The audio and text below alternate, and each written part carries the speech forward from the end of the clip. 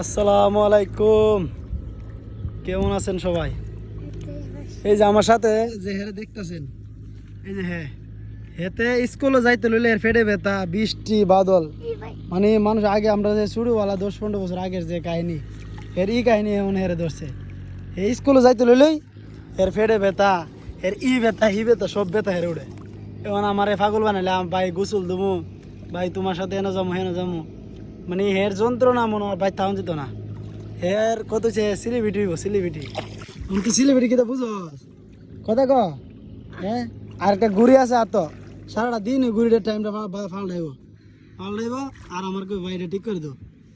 এই গ্রামের খুব সুন্দর একটা জায়গায় এলাম গোসল দেওয়ার জন্য। এই যে আমার বাড়িটা, এই যে আমার বাড়ি, আমাদের বাড়ির একটা পুকুর আছে, এটা অবশ্য মহিলা, এটি গোসল দেয় না মানুষের।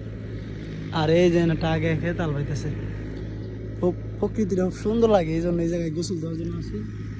অনেক সুন্দর একটা জায়গা, পুকুরটা অনেক সুন্দর।